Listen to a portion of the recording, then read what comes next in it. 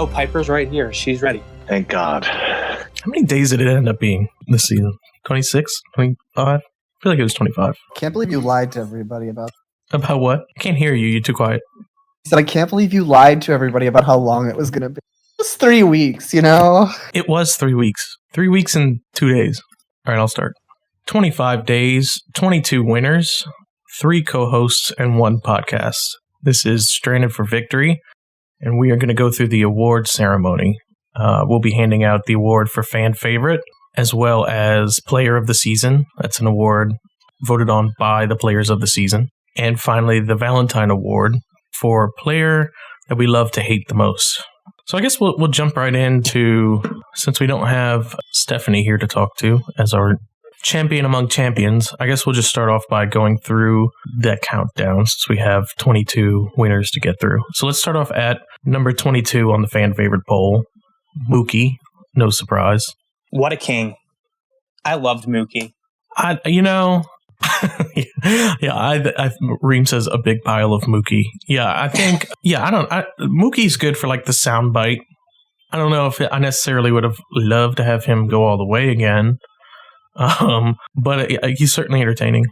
Mookie falls into a character of winner that I think we're going to talk about a lot in like the next 3 or 4 people for me, where you can see why they were effective in a season full of new players, even seasons full of vets that aren't necessarily all winners. But in a season like this, he came in, he has a nice personality, but he just wasn't here on the same level that some other people were. He wasn't putting in the time. His personality wasn't as engaging as some others. But, I would have taken days worth of him and Joaquin talking about doing blow in bathroom stalls. I was going to ask that. Where did that come from? He was just talking about snorting coke. Literally, that was like within the first 5 minutes, he started talking to me about doing coke. That's pretty Mookie. If I had to. I mean, have you seen the guy? He walked off the set of Hangover. Can you elaborate on that story? Sorry, he was on the fucking Hangover? Yeah, I was just talking about his Jew-fro. Is he Jewish? Do we know? I'm going to ask you, Joaquin, is our resident Jew. Yeah, our Jukespert. I mean, if he is, he didn't tell me. He's Canadian. There's not a whole lot of Jews in Canada. I probably read too much into Avatar, so I just thought he was Asian the whole time. But Christina, yes. Christina, I'm going to call it out because you had to comment. She said, "God, I miss Coke." Me too. It's been a while. All right, well, let's move on. In 21st place, we have Kim S., the Kim that sucks, from Sri Lanka. No, I liked Kim. I feel like Kim kind of got shut out just for activity level on Munin. No? Yeah, I agree. I think also, I believe Kim was the youngest person on Munin because Ziggy was on the other tribe, and so were the other young people. But I think he was just a little bit out of her league on that tribe. And everybody else had already kind of connected, even by the time she just logged on. And I think she was just kind of out and on the bottom from the get-go. So yeah, I mean, there's not much to say because she didn't get too involved. I don't know if she could have done anything differently. I think it's just kind of how it fell. I think everyone else was just much more social and willing to get involved. So. Well, and I think it's also another case where, like, once her name was out there as a potential target, I don't think she was around enough or aggressive enough to, come up with a counter plan. It was just kind of like, oh, well, I hope it's not me. Like, hoping to skate by on your social game for a couple rounds doesn't work when you're on the bottom of your tribe. You really need to be actively working. And I think in this situation, in this setup, she just wasn't putting in the amount of effort that needed to be put in to get her position changed. Yeah, I feel like, too, as a newer winner, someone who hasn't played as much as some of the older quote-unquote winners, I think it was really obvious from jump that she was just out of her league in terms of strategy and gameplay. I don't know. Yeah. I think she needs another season or two of playing to get a little bit on everyone else's level here, because she was in a tribe with like all of the super strategic dominant threats minus like Cassandra and Kim. True. All right, well, let's just move swiftly along. In 20th place is Aubrey. Aubrey's a sweetheart. I love Aubrey. I think she's super fun and personable whenever she's around. I actually think she did pretty well on New Fenrir. I think that those girls actually liked her a lot, and they didn't want to vote her out, but she was outside of their alliance. So Yeah, I think, again, on the same level as Kim, I think it's been a while since she played a game. She was kind of isolated early on her tribe, just on the outs, and I just don't think she had the strategic ability or the social presence in the game to be able to change that position. On New Fenrir, though, I do agree. I think had they even won just one challenge, I think she had a finger in the crack and was ready to break it open. Ooh. And they just didn't get a chance. She's married. Come on. Hey, that doesn't mean you can't put your finger somewhere else. No, I think that Aubrey's biggest strength is that she's very likable, and she's also, it's funny because she's married to Jonas, who's like a complete sweetheart, and Aubrey's really likable too, but she does have like a little snarkier side to her. So I think she got along well with a lot of the girls on that tribe. I thought she was poised to do pretty well had she not been on a losing tribe.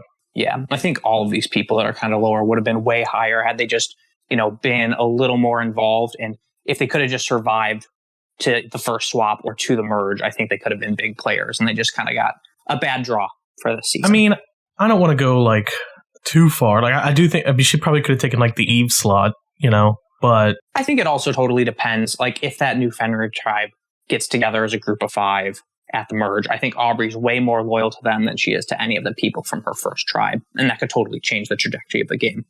So I don't know. Things we'll never see. Yeah, I think this is an appropriate placement for her, though. Let's go ahead and move on. I don't think that this is appropriate at all, but I think this more has to do with how controversial he is. But in 19th place, we have Cochran. I think far too low for Cochran. I think this was more of a unlikable position for him. I think somebody probably voted him pretty low for that reason. But I love Cochran. I think when we're talking about our legends in this cast, getting Cochran in it was a huge get. So yeah. For me, even though he played not so great, he was still a dominant force like he usually is.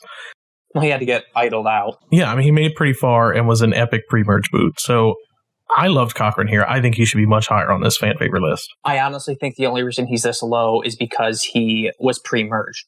If he would have made it even 1 or 2 rounds further, I think he would be way more relevant to when we were doing some of the polls later on. But, once he gets taken out early, a lot of people kind of move on and they rank other people higher just because they're the people that come to mind when they're thinking about what happened in the season. Yeah, I also just want to talk really quickly because I think Cochran, along with Cassandra and Penner, but really I think he was kind of the figurehead that they used as their shield on original Fenrir, where, he was kind of like the one who was okay with bullying people into voting the way he wanted. True. Bullying's a strong word. I would say bulldozing is probably a little bit more accurate. Now, Cochran's just one of those players that's like all or nothing. I think he did not have the social game he normally does, but that could also be because he didn't have as many friends in this one as he normally does. That being said, he just got separated. Yeah, that being said, he made it pretty far. So, he wasn't like a first boot or anything. So, but this is way too low for him, in my opinion. Yeah, I'm sure. Yeah, I think Cochran's like, when I'm thinking back on this season and I think of the pre-merge, I'm going to think of Cochran. Yeah, and he has a big moment. I honestly blindside. think it was just a little bit of people not paying attention the entire season and filling out a survey right at the end.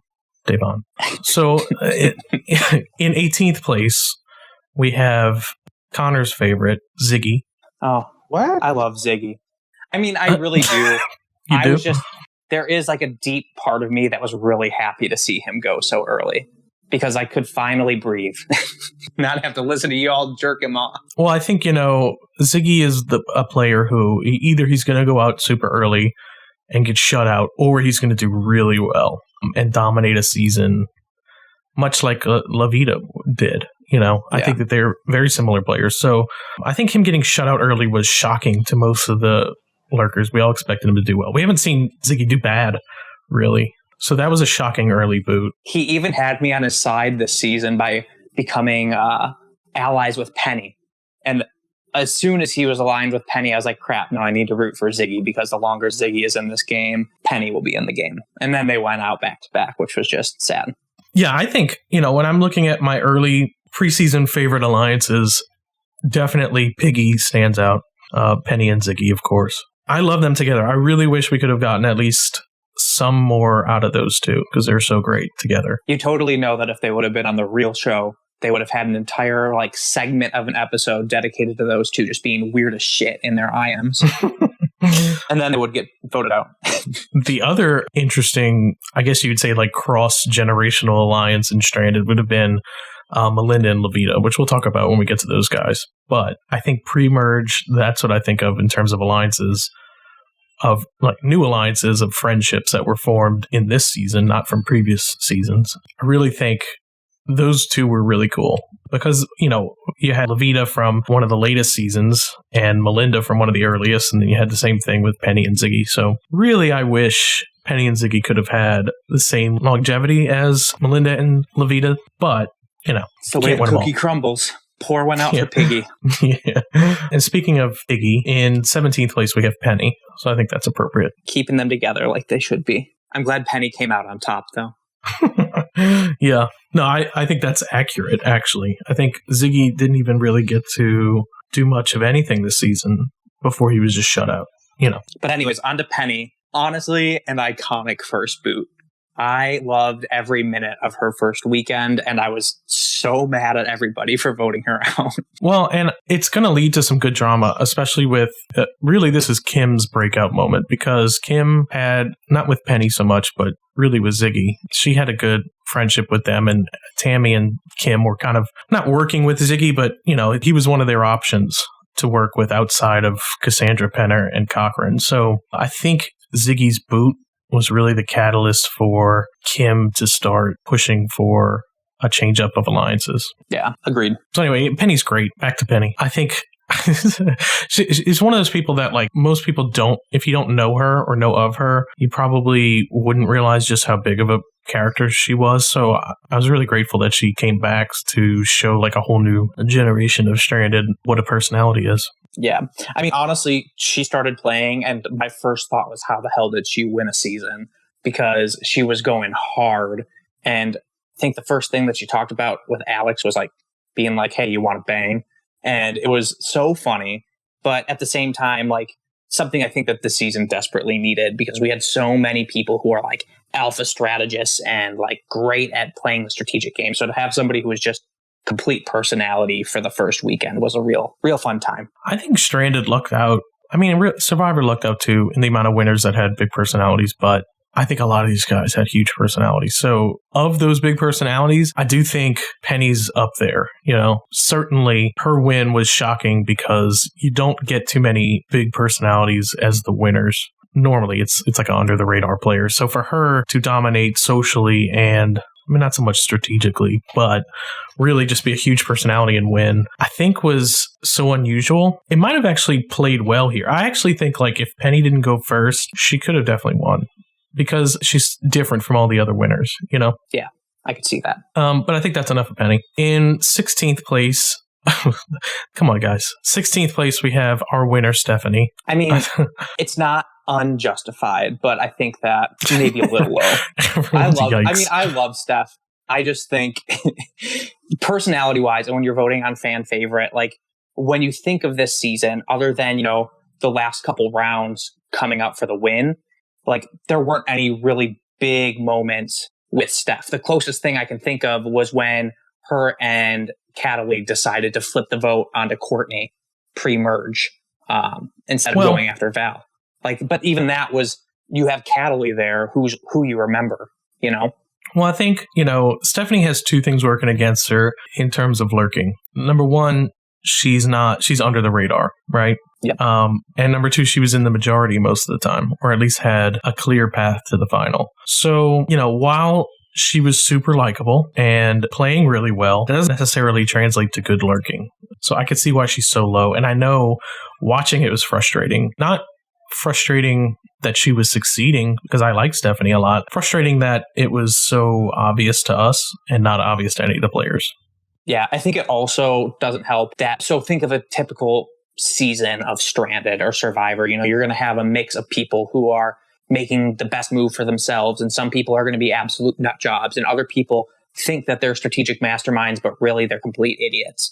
Like, you have all these things happening, and it causes a mess. And the person who has that clear shot to the end, that doesn't work out for them because they have so many other people making illogical moves that kind of cut them off at their knees.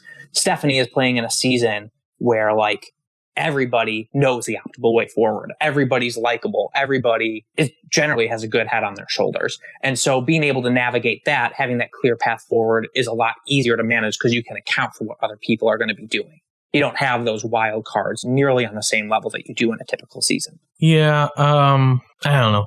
I just think she didn't have the storyline that a lurker likes to see, either some kind of obstacle or something or other. That being said, I do actually think she's a great representation of a 2-time winner for Stranded, because I do think she has like a perfect game plan for when. Like, I think if she went out a 3rd time, even with the title of 2-time winner, I still think she makes it far. I think so as well. So in my book, like when we're looking at the best players in Stranded, it may not be the most exciting answer to that question, but I think it's the most accurate. Like, I think that more times than not, her strategy will succeed. And, we always preach to new people, you have to put yourself out there. You have to be a little bit more aggressive than you might think. And I think people assume that they're playing like Stephanie when actually they're probably playing a little bit closer to Eve's game. And there's a huge distinction there as to why Eve got no votes or 1 vote. Eve got a vote. I'm sorry, Eve and Melinda. I think there's a distinction as to why Stephanie was more successful in the final than Eve was, because I think even if you're under the radar, you have to make those very strong connections that I think Eve got shut out of. Actually, we're going to talk about Eve when she comes up, but I think that's why Stephanie won. Anyways, Stephanie got me my draft wizard badge or whatever it's called, and she was the first person to talk to me that was an alum when I played, and she's great, and she was deserving of the win. Congratulations, Stephanie. $200 is way better than a higher ranking on a fan favorite podcast. Why are you kissing her ass? I'm not kissing her ass. I'm just saying $200 is better than my approval. Okay. All right. So let's move on to 15th place. I loved watching this person come back. We have Alex. I think for me, this season was cool for me because I got to see a lot of people that I have not seen in a long time. And I got to introduce those people to both new players and new lurkers. And I think Alex is a shining example of that, because I think if people are looking back on Stranded, they're not even going to think about Alex as one of like the standout characters. However, to the people who saw him play, he definitely was that. So for him to be able to come back and display that to a whole new audience, I think is fantastic. I think really Alex is like a great throwback to the old school player, where it was like full of personality. And really, I think had Alex gotten a little bit more time, he probably could have done some more damage, but he ended up on that tribe that lost a lot. And for whatever reason, they picked him off first. I guess because he was more threatening to them. You can blame Val Collins for that. Val, are you here? You had some feedback. Val, weigh in on Alex. I unmuted you. Or not. Yeah. We're done. The choice is yours. She's salty that I muted her. Subway. Oh, that's true. Anyways, while we wait for Val to get off the subway, I loved Alex in the Lurker server this season. He was hilarious, along with a lot of the other people that we've talked about so far. If he would have gotten an inch, he could have taken it a mile and gone further in the game. Just kind of an unfortunate swap. Unfortunate that Val recognized that he was playing better than Aubrey and was doing better in the challenges and would therefore be a better target. But there's not really much you can do in that situation unless he was ready to just turn completely on Aubrey and throw her under the bus, which I believe he did, and they still cut him. So yeah, that about sums Alex up. Also, shout out to his hate mance with Naonka in the Lurker Den. Honestly, one of the best storylines of the season. In 14th place, we have Tammy. I think going into the season, she was someone that I thought would win. I think she had a good shot to win still. Tammy's always going to do well in Stranded, and probably in most ORGs. She is a fantastic player, but also this season, I talked about this beforehand, even though Russell had played in more seasons technically, Tammy had more connections. And so I really thought that was going to carry her a little bit further than it did. I think actually had Ziggy and some of the newer players made it a little bit further, Tammy would have could have used that to her advantage a little bit more than what ended up happening. Yeah. She only went out because Joaquin and I think it was Russell, voted against her, and they had been told it was between the two of them. And so they voted Tammy. I think it was kind of just a bad circumstance that she was the other name going around when Joaquin had an idol. And I think if she made it through that tribal, her and Kim were set to run the rest of the season. But shit happens. I agree, though. I think Tammy is one of those people that no matter what season she plays on, she's going to do well. She's likable. She's not super active in the sense that like she comes off as super threatening, but she does well in the challenges. She's a good social player. She's fun to talk to. Those are all the things you really need. Yeah, I mean, shout out to Tammy for like never saying no to me whenever I ask her and like being super excited when... Russell's correcting me. They actively wanted to sacrifice Tammy. So retcon what I said before. I think Tammy, I was shocked. I expected people to want to keep her around as long as possible. I was shocked that like Cataly was willing to cut her. Joaquin was willing to cut her. I really thought that those guys would want to use that connection to further their game. I mean, I understand why they did because she's a really good player, but it was shocking. I mean, for me at that point, like in that point in the game, I mean, I was pretty fucked already. But I actually think that's where you really fucked yourself.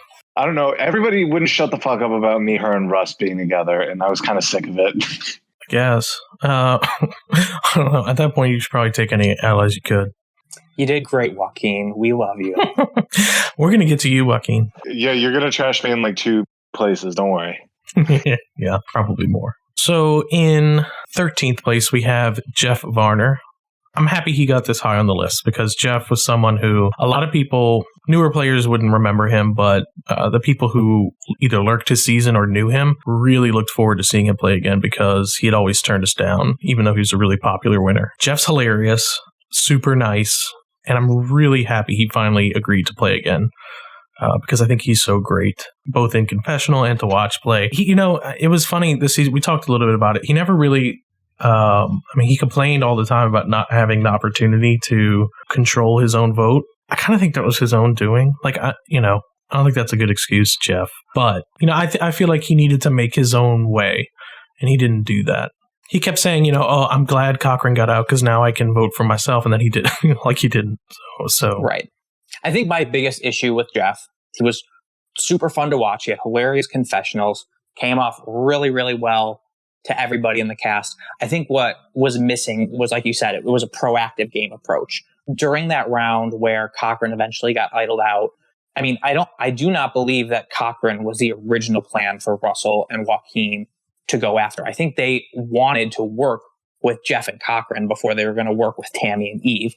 So what winds up happening is, you're in a power position and he wasn't willing to be the one to go over and be like, hey, we want to work with you too. Russell is safe.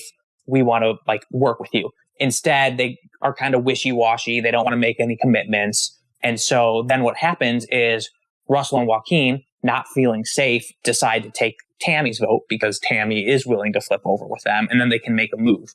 So, he did have the opportunities to kind of take the votes into his own hands. And I think sometimes people, especially pre-merge, are kind of worried about kind of taking the reins and being the person out front and in charge. And I think that kind of bit him in the butt here. Yeah, I think you hit the nail on the head. I think in his season, he was part of a majority alliance. And he was a big part of that alliance. So he was calling a lot of the shots. And I think in this situation, he had to make his own majority, and he didn't do that. It's not like he was just placed in that position.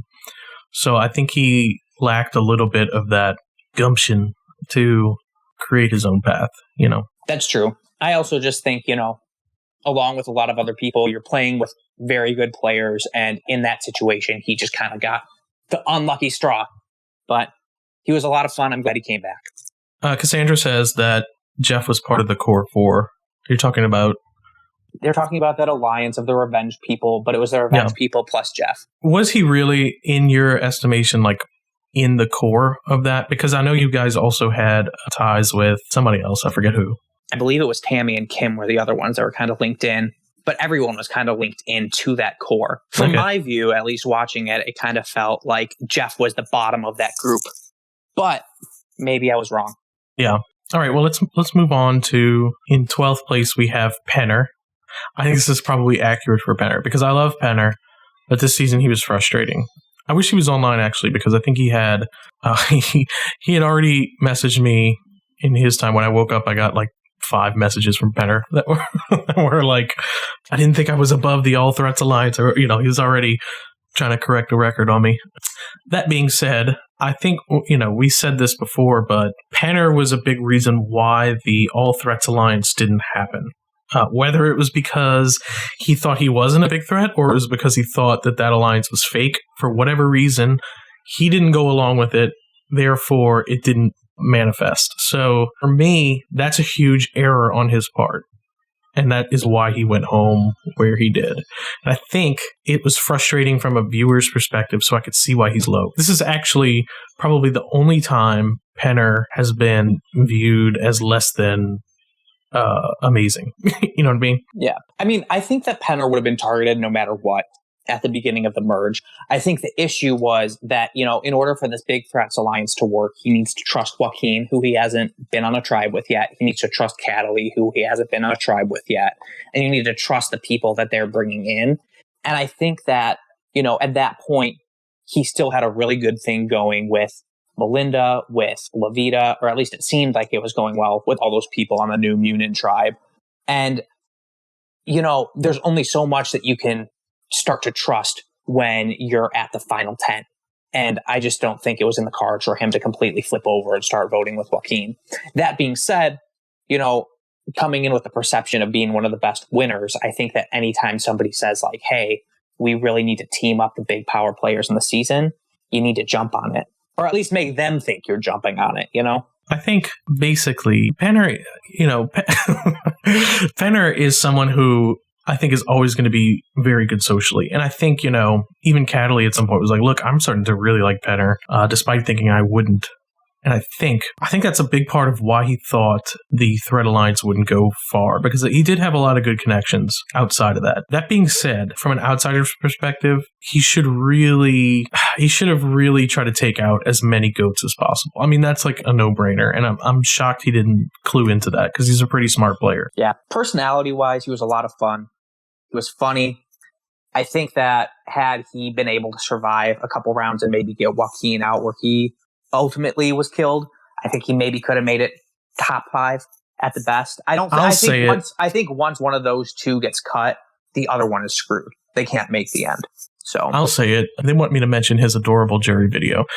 All of Penner's videos, I don't know if you've had a chance to look at them, but he did do video confessionals that I highly recommend. Penner is always someone who, when I'm looking at the best players of all time, he's at the top of that conversation. Not only because he's done, up until this point, the best of our winners, but also I just think he's a great player. And I think he's a good all-around player and fascinating to watch. So I just want to take this time to shout him out for agreeing to play again, because I know it's not easy for him to play. And I think that's a big part of why this was an epic season. If Penner or Cochran or Cataly or even some of the older season players had turned me down, it would have felt incomplete. So shout out to him for having the balls to play again. Let's go to 11th place. We have Val. Aw. Not in the top 10. Sorry, Val. I think that's appropriate for Val. I actually would have put Val a little bit lower. Sometimes I love Val. Sometimes I don't love Val. This is one of the times when I didn't love Val. I thought Val can be incredibly boring when she wants to be, and this was one of those times. I think she played way too safe, and I think she has to know that. I mean, especially pre-merge.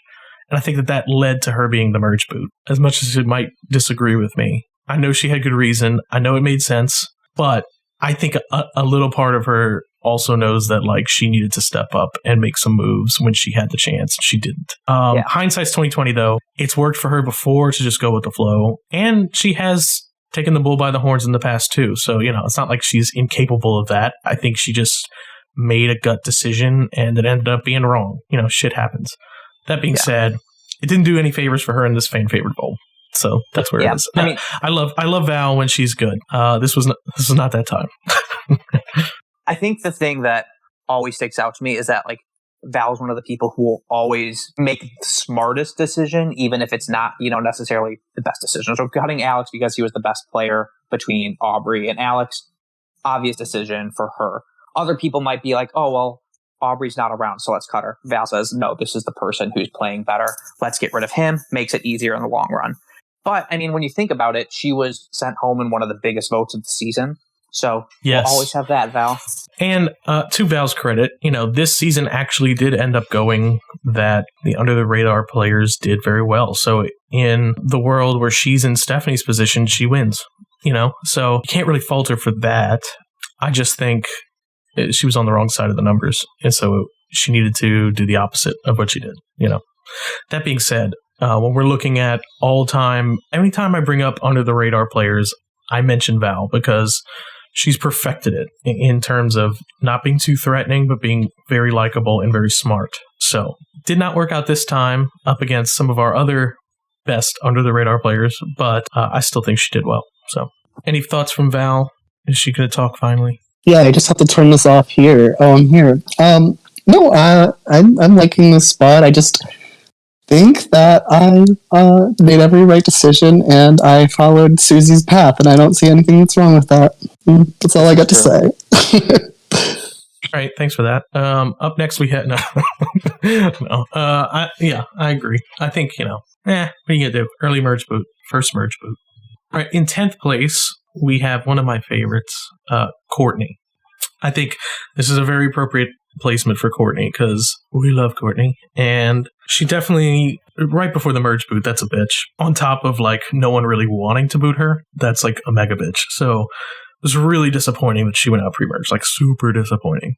And I think even the players that voted her out didn't want to vote her out. So I think she played really well. I think, when we were looking at our early game placements, we all placed Courtney very high because she came out very strong. I just think she got in a shitty swap situation, Yeah. Could you just imagine the sad music that would be edited into that tribal where they're all like, we just love each other, but we have to vote out Courtney. Yeah, sad Courtney, day. you're Dan the astronaut. No, I love Courtney. You guys have been talking about her ever since I joined as, one of Stranded's funniest people, a great She's the old school Scooby-Doo player. originator. Yeah, and I've used that reference in Icon. other games, and people think I'm stupid. And I'm like, no, you just don't get it. Yeah, you're Pay attention. Use your big brain. Come on. So it was fun to get to watch her play. I was really sad. You can look at my contender rankings, and she was in it for all of the rounds up until right before she left when Cataly started throwing her under the bus. But still a fun time to watch. Hi, Julie. Yeah, I was going to say, I wonder if anyone heard Shuggy biting Julie in the background. Lord Sugar, what a king. She's probably fucking with him, to be fair. All right, so I do think Cataly made a mistake, too. Obviously, because Stephanie won. But, I mean, aside from that, I do think Courtney would have been someone who... I just think Courtney was more along the lines of what she played the season like, We're going to get to Cataly, but that was Courtney.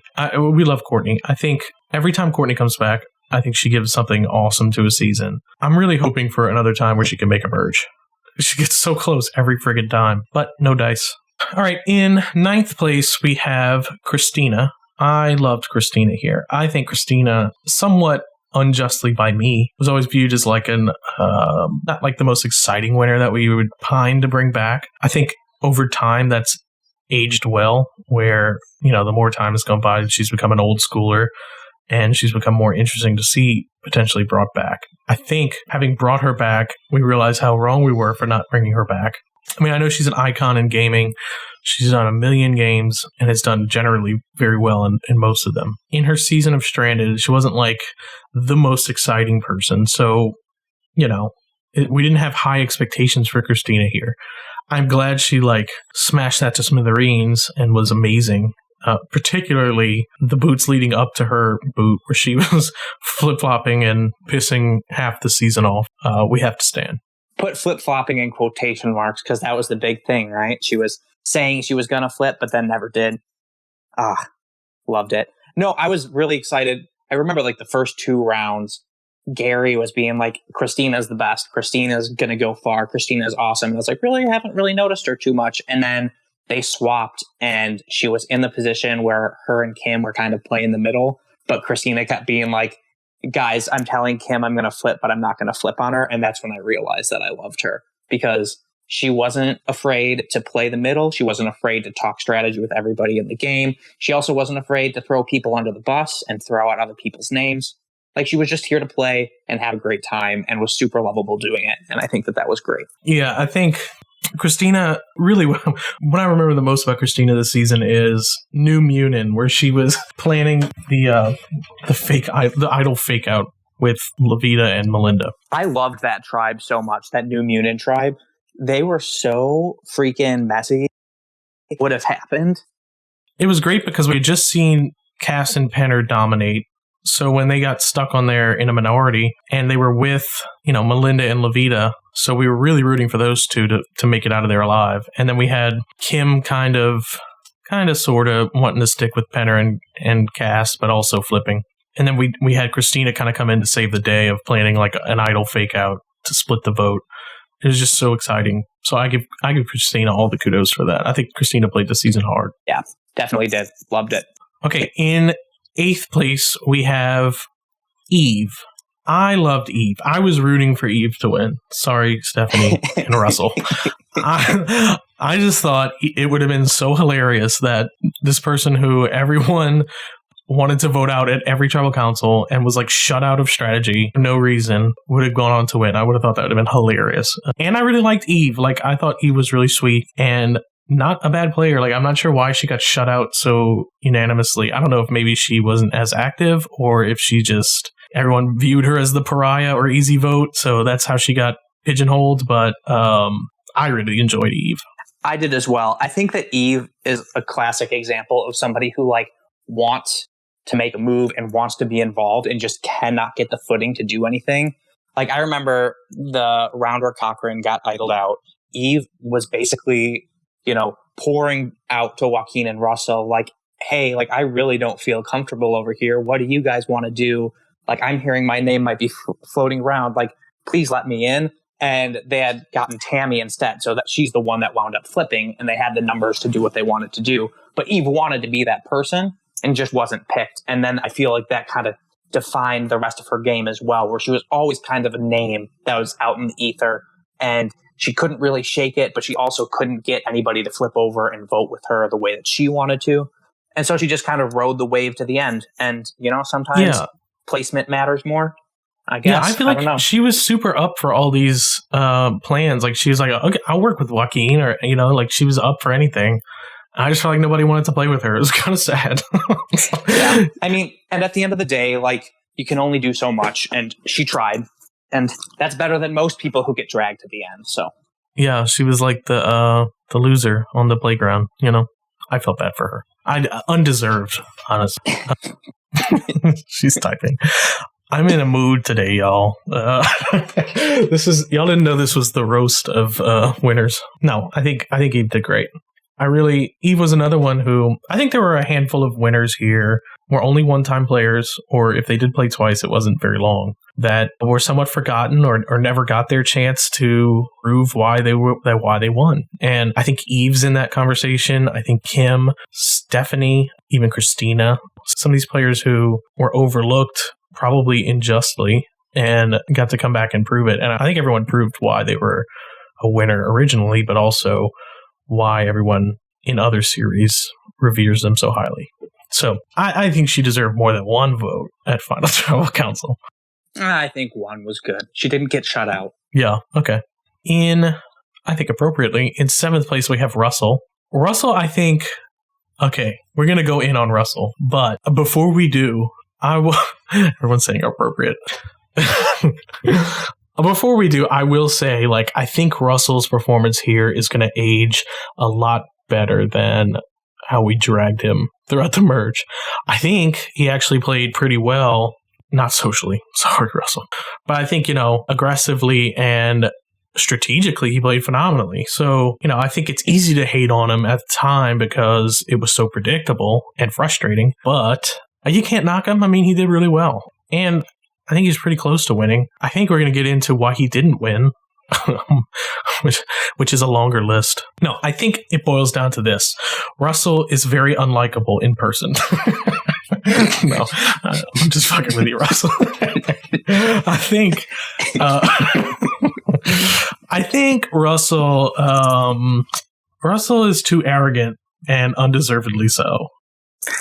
I don't think he means to be. I really don't. I think Russell just has this way of, it's not mansplaining. It's the equivalent of that online where, you know, he's sitting there lecturing to winners who have done much better than him in the past about why, because mind you, Russell is among two people who have never won Stranded in this cast, right? Everyone else has won Stranded. Yet he's sitting there lecturing to the winners about how to play a perfect game at Tribal Council. And I think the viewers, oh, you did. I think the viewers and the jury themselves were frustrated by that. Do you want me to jump in and save you from yourself? No, I'm fine. That was a good rant.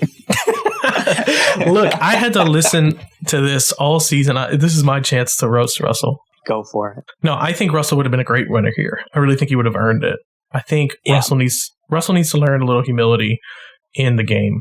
And I think in a season that wasn't winners, I think that his game would have probably been respected a little bit more at the end, only because, you know, you can get to the end playing a masterful strategic game with people who have never played an org before, and they'll probably cave at the end and be like, okay, yeah, you got me. But I think, like you said, there were some times where Russell would just tell people what he was doing, and they'd be like, who the fuck is this guy to tell me where to vote tonight? And he didn't give a fuck. It was what was right for him. It's what he was doing. He got other people to change their votes and vote the way he wanted. But then at the end, you have people who have won the game before being like, okay, dude, like, I know how to play games. I've played games before. Like, calm down. But I agree with you. I think it's a game later on that people will look back and be like, oh yeah, maybe should have won. I mean, am I crazy here? Like, his social game is what pissed everyone off, right? Like, that's why he didn't win. Like, why is everyone like, yeah, that's not what y'all were saying in confessionals or when you voted. So I'm just saying what I watched all season. Replayed the tapes. Yeah, I mean, look, I love Russell. I invited him back. So he's played more than anyone. Obviously, I see something in Russell and I like him a lot. I'm talking about his game here and how he acted here. I don't think Russell's arrogant. Well, maybe a little in real life, but I just think in this season he came across as arrogant, and I think, you know, that's what cost him the win. He wasn't able to woo people into voting for him because they didn't like him. That's what it was. It was not as a person, but in the game he was not as likable as Stephanie, and that's why Stephanie ended up getting the votes that she did. It was fun to watch. I loved that he came in though at the merge and was like, I'm going to play chaotic and I'm going to make it to the end. And these are the people I want to sit by. And he came in, he played chaotically, and he got to the end with the two people that he said he was going to sit next to. So can't fault him for it. Yeah. I mean, I think Russell and Joaquin had a very fascinating dynamic. And I think that they were a huge part of the entertainment value this season. And I think Russell was smart to cut Joaquin. He had a clear path to the end. He took it. And actually, I think he did pretty well in being labeled as a GOAT and deciding like, okay, I'm not going to let you make me a GOAT. And I think that actually is a really good strategy. And I thought Russell was going to win, and I would have loved to see Russell win. I see why he lost. And that's all I'm saying. Russell, you have a podcast tag, so you can chime in anytime you want. You can unmute. Oh, I can? Can I talk now? Yes. Go for it. Hey, everyone. How's it going? It's me. It's I have a few thoughts. So I do think one, it's a tone issue. I do think in terms of like competitively, I in no way held the mentality that I knew better than anybody else at any given time. And there were very few times where I actually had the ability to tell anybody how to vote, not really even until the final 8 or so. And based on what I've gathered so far, the people who primarily complained, which are much fewer than what this is making it seem, like are people who already were giving me those same instructions, like, you need to do this, you need to do that, or people who had already gotten caught lying to me or like throwing me under the bus. So I definitely was short with those people and definitely lacked tact with those people. But you know what? I don't feel bad about it. I don't think you should feel bad. And look, I mean, we got to talk about something because, you know, I mean, it was a pretty straightforward path to the end for you. You won, you dominated challenges. That's not true. I shouldn't say it like that. But what I mean is, in terms of how the voting went, I think, you know, you're at the center of the controversy for the season, right? Like, we're all debating whether or not Russell deserved to win for his strategy. Not so much, you know, I mean, I think a lot of the final tribal council was people voting, some of them voting against Russell versus 4. I think so. And I will say that I don't necessarily think that's Stephanie. I think that her getting those votes is totally valid. I think that me in a vacuum, not being compared to Stephanie, I think there is a little bit of scapegoating and people projecting their own issues onto me as the person that they can be mad at, which I think is very common in juries. It's something that I've seen a lot. And there's definitely responsibility blamed on me, but I do think that it's been a little bit overzealous. Yeah. Well, and I mean, it's easy to shit on the person that dominated, Are you okay? Shuki bit me, I'm bleeding. Oh. In the middle of a podcast. Yeah, My blood sugar should know 69. Nice. There you go. Get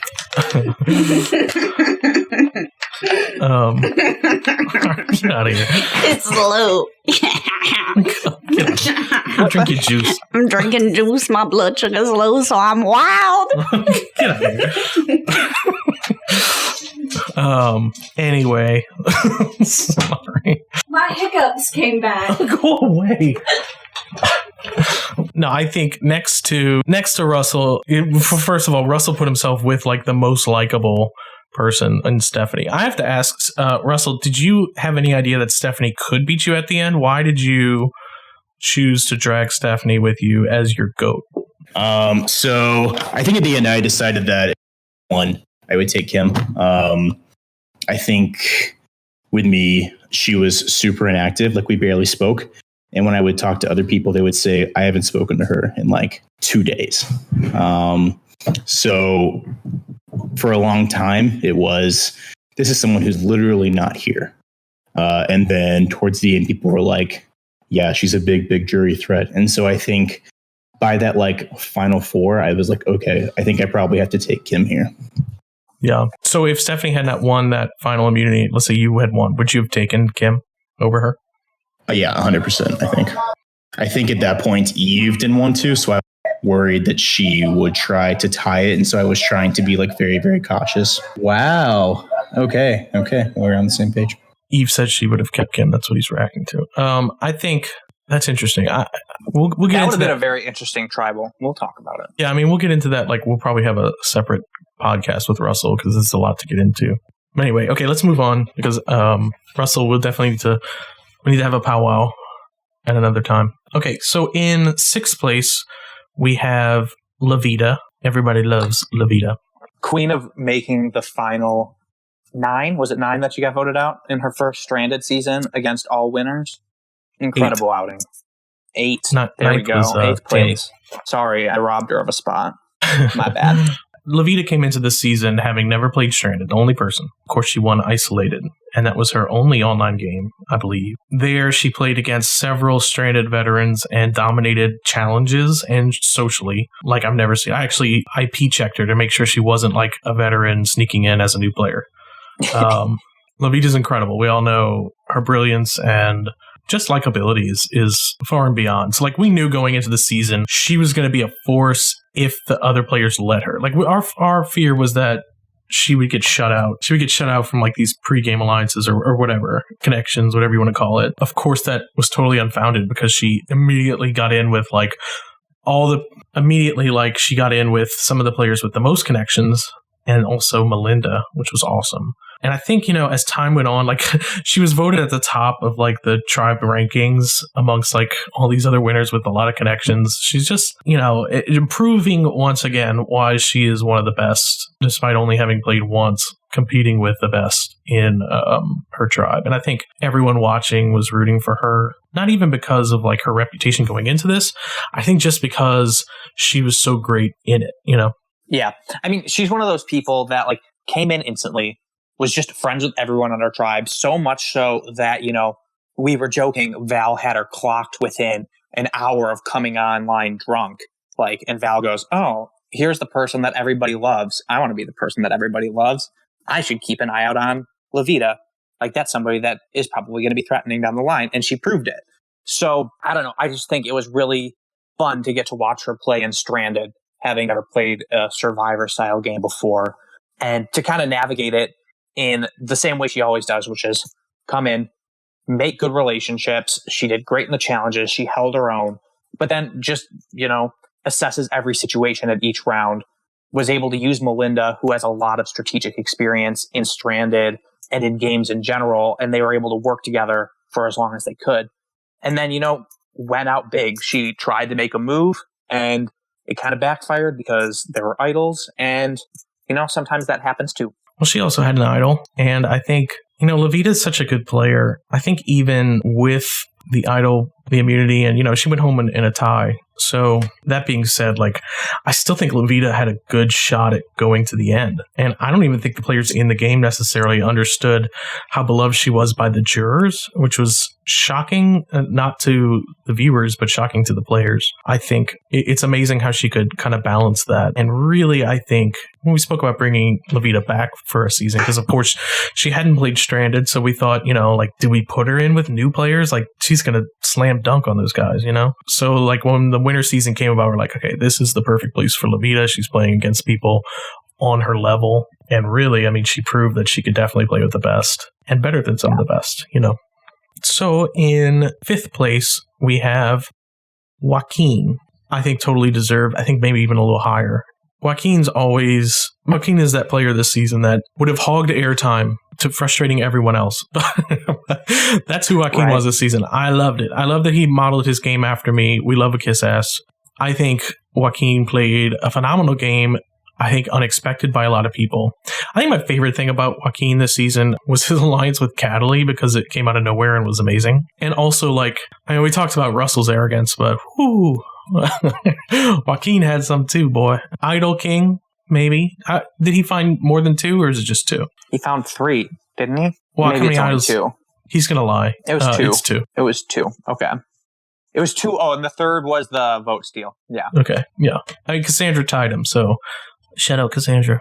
No, I think I was living for him and Russell being aligned, because you had just 2 people who are very strategic, very good at the game, coming together and just kind of brute forcing it through a bad swap into a merge where, for the first couple rounds, they were able to, power through, and despite being on the wrong side of the first vote, were able to get people back on their side, pull off some crazy bullshit with idols. It was fun to watch at the end of the day, despite Joaquin being the world's biggest douche. Yeah, the douche bro alliance. Yeah, Joaquin and Russell, we love to see it. I think when those two teamed up on Jormungand, I think... Yeah, how the fuck do you say that, tribe? That's how you say it. Good luck. When those two teamed up there, I think we were like, okay, this is something awesome that I hope continues into a merge. And boy, did it. All the way to the final 7. Kudos to Joaquin for making it much further than we all predicted he would, and probably the players did. I think this was probably his best play, to be honest with you. Sure, he could have been under the radar and boring. I still think he gets taken out, though. So I think for him, this was his best move, Well, as soon as he swapped into the position where he was on the bottom of a tribe of 6, and once Russell won immunity, his only choice left at that point is to find an idol and play it. And once that happens, there's no really sneaking back under the radar in this season, especially with somebody with his reputation who plays as out front as he does. You have to play big at that point. You had to make the choice to stay in the game, and you got to live with it for the rest of the game. We saw that with Cassandra, Yep. When you play an idol, you're a threat all of a sudden to win. I think, there was some talk about Joaquin not playing his idol. I think that's bullshit. He was number 1 threat at that point. I loved him and Cataly at that point. I thought, sure, everyone played well this season, but it's in such an epic season, you kind of want to be known as guy with the biggest balls, how fun is that to get to bully around winners, Can't hate on that. Yeah, no, I thought Joaquin had a legendary performance here. And as our newest winner, quote unquote, even though he's from season 27. Been around forever. Yeah, but he was our latest winner. So I think he proved, he earned his stripes, not that he needed to, but certainly he has now. Okay, in 4th place, we have appropriately Cassandra. I think Cassandra and Joaquin played very similar games, yet very different games. Cassandra certainly was more under the radar than Joaquin, but they were both overtly strategic. I think Cassandra is someone who Nofo actually pinpointed it ahead of the season, because of course Cassandra beat Nofo in Revenge. Queen. But Cassandra's not someone who got a lot of props for her win for no reason, because I think she was fantastic in Revenge, and I think that being underrated helped her a lot here, but also she was able to prove why she won in season 30. I mean, she won against the best there and came back this season and almost won again, like very narrowly almost won. I just think she's great. I would hardly put Cass as an under the radar player in this season.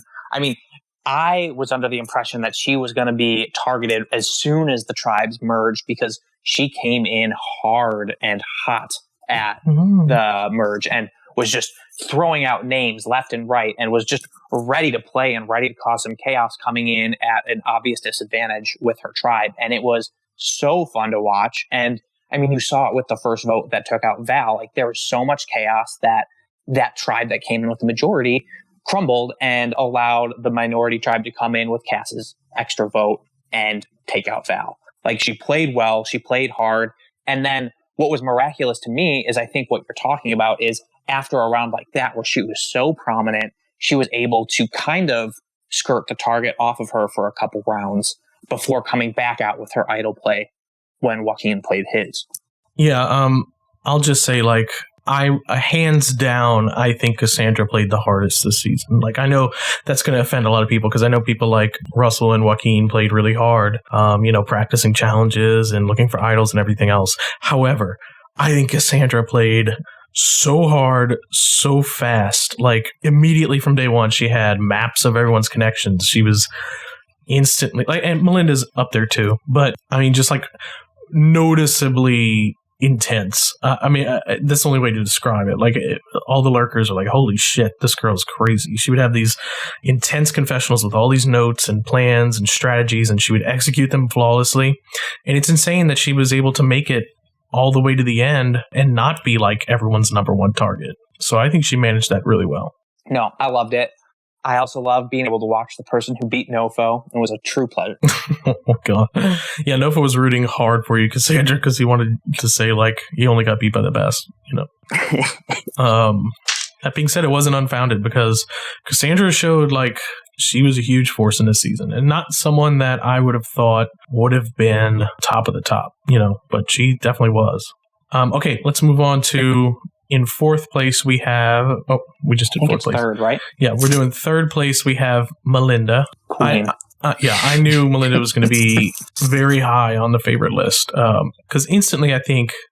And I said this all along, like, Melinda was my ideal winner in this because she had everything story-wise going for her, right? Like, she had this awesome confessional right away about social anxiety and coming to terms with coming out. And, you know, as someone with severe social anxiety, like, that's super relatable. Of course, I escaped into orgs as well. And Melinda and I come from the same era of gaming. We're the same age and everything else. So I certainly related to Melinda, and I know a lot of the other lurkers did too. And I think the fact that Melinda cared so much about the season really showed. And I think, she's like the story of the season for me because she came in really vulnerable and like wanting to prove, like, she kept saying, I just want to do well. I don't know if I'm going to be doing well. And like, she was so paranoid and was like crushing it. So we were like, why is she so afraid the whole time and paranoid? Like, she's killing it. And certainly, like, her track record, as we've said, is one of the most impressive in Stranded history. She's an icon in Stranded. So for her to be like timid and afraid, it was endearing, not like arrogant or above it or anything like that. It was awesome to see. So really, for me, she had like the whole story arc, and we know I'm a huge fan of that. So I was disappointed she ended up quitting-ish.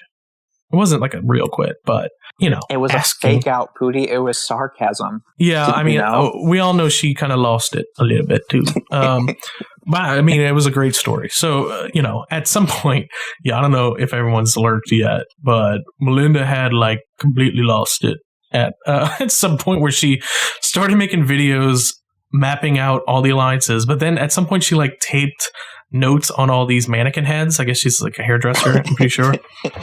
And like had, given everyone a different mannequin head that represented each player in the game. And she would like talk to the mannequin. I mean, it was insane. Truly a little creepy. Okay, Melinda, you lost your fucking mind. I loved it. Like, really, both the most insane and amazing thing I've seen at the same time. So we had to stand. No, Melinda was incredible this season. And I think one of the things that was so apparent was just that Stranded meant a lot to her. and that this was a season that she was excited to come back for and do more than just post pictures. The guy from, and was it NCIS? Is that what he's from? Christopher Maloney, huh? Yeah, before this season, all I knew about Melinda was that he was the crazy guy on the other tribe in Ostranded posting butt pics at Tribal. And, we made it a full, 2 weeks before the butt pics came out this round. And it was incredible when they did. And all along the way, it was just lovable. Everybody liked Melinda. I just think it was an impeccable game until the merge. Joaquin and Cataly decided to sell her down the river. No, which was fitting on their point. That's not what happened. He lost his mind at the merge and threw away a lot of good alliances for Eve. Let's not. Yes, I'm not going to bring that up again, but that's what happened. Going to be fine with all of it.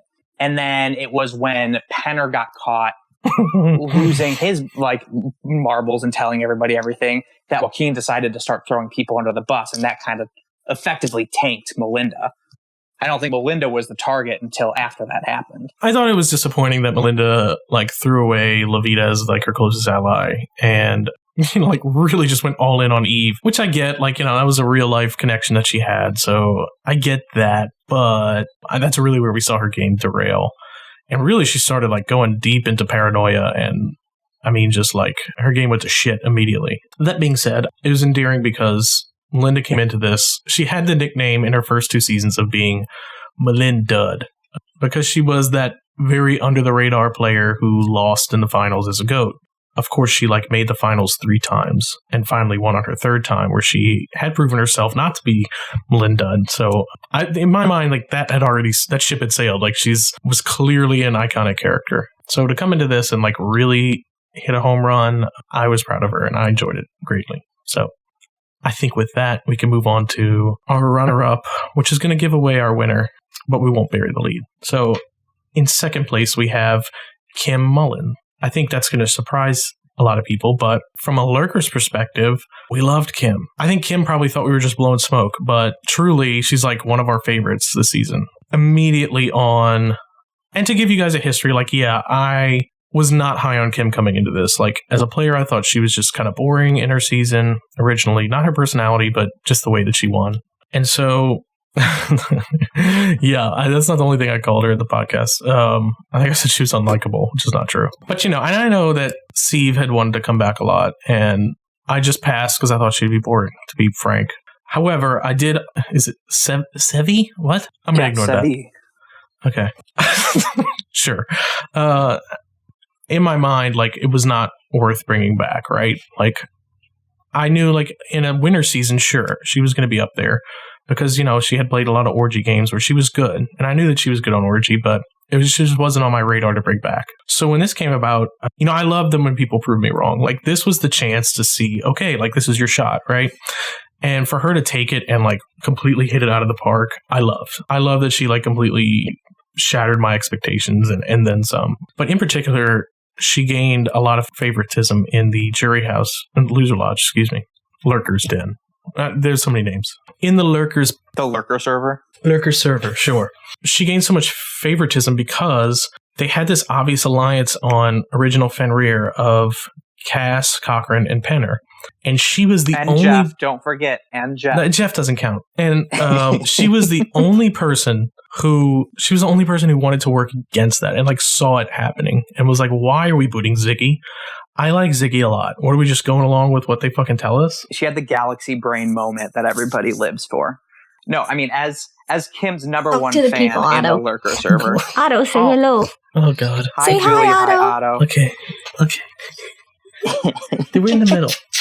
This is so boring. You were going all day. And okay, I'm working. All night. All right. I don't want it to say hi. Bye, Otto. Bye. Whatever, I gave him peanut butter. Fuck you. Anyways, all right. As I was saying, as the resident Kim stan of the Lurker Lodge, and I converted many to my camp, I think what was the best about her arc for the season was just that it started in a moment that was, everybody deciding to come together to vote out Ziggy. They were informed last minute, and then, Kim comes out and is like, well, fuck that. I don't want to be just somebody who gets told about a vote. I want to be the one driving the votes. And then she had the swap where she was over on New Mutant and was set up perfectly. And even though they never went to a tribal, I think that's when everybody really started to get on the bandwagon, where you just saw her working the middle, had great confessionals, was friends with everybody on the tribe. You really didn't know where the power was, but you wanted to believe it was with her. Like, I loved her story arc from start to finish this season. And I was very disappointed that she wasn't at final tribal. But, you know, I think coming in the Rob Goddess spot was just as good of a finish. Yeah, I mean, the fact is, everyone this season I really, really enjoyed watching and would have loved to see anyone succeed or have the story of the season or whatever. You know, I mean, we're talking about like the best of the best over 13 years of gaming, not just in Stranded, but like some of these people have killed it in most games that they've played. So for me, it was awesome to reconnect with Kim and Christina and some of these people that I didn't, you know, I haven't talked to in a long time or didn't make a great connection with to begin with. I thought it was great that she now has a legacy in Stranded of being one of the best and playing a fantastic game. I would have loved for her to win. I'm happy with the winner that we got. That being said, like, she killed it this season. I thought, you know, 4th place, she killed it. So congrats. Joke. Yeah, congrats to Kim on an awesome game. I will say, like, the vote was actually pretty close between her and Cataly, our winner for fan favorite of the season. No surprise there. Let's go ahead and talk about Cataly. First of all, we all know Cataly is like probably the biggest get. She was the last person, I think, outside of Courtney and Alex to agree to play because she, you know, she's hesitant. She's super busy. I didn't know she was going to take this seriously. I thought, you know, maybe this is just like whatever to her. She's got her orgy family and she has games going on there and this is like whatever to her. However, she fucking killed it. I said preseason, like, I would love to see Cataly make a run here. Now we know why. Like, Cataly is beyond just a good player. Like, she's reached icon status in gaming, and that's for a reason, because she's really likable and just awesome. Like, I think the final tribal councils where she was calling people out was fucking incredible. I mean, there's so many quotes. Reem has a good collection. Which one of you idiots voted for me? Yeah. She has several of those that were fucking amazing at Tribal Council. And I think, you know, Cataly, she had all the cards this season. Like, she had the most connections. I want to say, like, she had a fairly easy coast to the merge. That being said, like, she didn't rely on those connections at all. Like, she made connections with her closest ally was Joaquin, someone she had never met. And those two have, like, no common allies, you know? I just thought she played a fantastic game. I mean, we know why she's fan favorite. She's fucking Cataly. Like, when we look at some of our best players, like, she's probably like our Parvati, you know? Yeah. No, I mean, this is my first time watching her play, and I haven't seen her in any other games that I've been a part of. But just to, you know her legend or everybody talking about how great she is coming in, the first couple rounds, I wasn't really sure what they were talking about. I was like, she seems likable, but it doesn't really seem like she's doing much. And then it came to round right before the Courtney boot, where those are two people that were aligned from day one. And I saw her just start subtly being like, you know, maybe Courtney should be the one to go. I'm not sure. Maybe Courtney is the better choice here. And then her and Steph booted Courtney. And from there, no matter what the boot was, Cataly always seemed to be in the know. She seemed to be doing a lot of work behind the scenes, putting together a lot of alliances of people that people just wouldn't expect, and was just hilarious the entire time. I really enjoyed getting to watch her play, and I can see why everybody spoke so highly of her. Yeah, for sure. Well-deserved fan favorite. I'm honored that Cataly decided to play this season. I'm honored that everyone decided. I can't believe the cast we got. And I think everyone did awesome. I hope everyone enjoyed it as much as I enjoyed it. I don't know if that's possible because I was living the whole season, but it was incredible to watch. And I'm so glad everyone agreed. I think everyone made it super epic.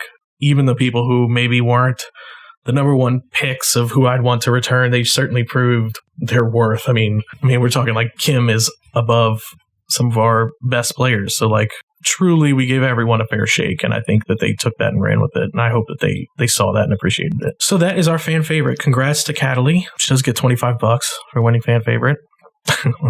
I'll get that to her eventually when she sees that. So up next we have our Player of the Season award. And this is an award given by the players. So a little bit of a congeniality award. but also just from the players that played the season, who they think, aside from the winner, played the best season and would have deserved to win. So we have all the results. Let's go top 5. In 5th place, we have Cataly. In 4th place, we have Cassandra. In 3rd place, we have Joaquin. Our runner-up for player of the season is Russell. Congratulations, Russell. And our winner for player of the season, as voted on by the alumni, is Lavita. Congratulations, Lavita. There we go. Way to go, Love. Yes. Voted on by your peers. So kudos. I think deserved. That's deserving. Yeah. Yeah. I will say that the top few vote getters were super close. So also kudos to Cassandra, Walk, Russell, and Cataly. Finally, we have a special award that was started 2 seasons ago. The first recipient was Nofo, and the latest recipient is Reem. It is our Valentine Award. And of course, you guys have all heard the story by now. We dedicated this season to Lucy, whose real last name is Valentine. It's where the tribe name came from. One of our best winners, and I think he would have gotten a huge kick out of this season. Lucy had a sick sense of humor, as most stranded people do. He came from the world of Survivor Sucks, and he enjoyed the dark sense of humor.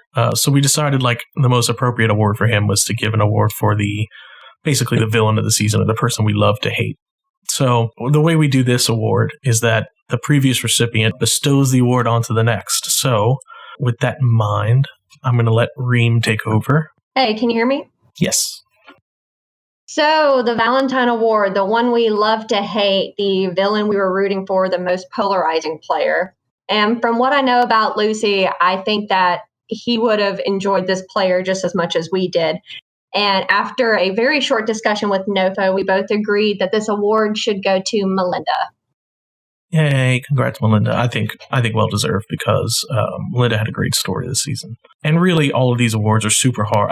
When I was voting on all of these things, I was it took me way too long because I couldn't rank people above one another. But I do think Melinda was a standout this season. Oh, 100%. And the whole story from start to finish was just so polarizing, and welcome to the ranks.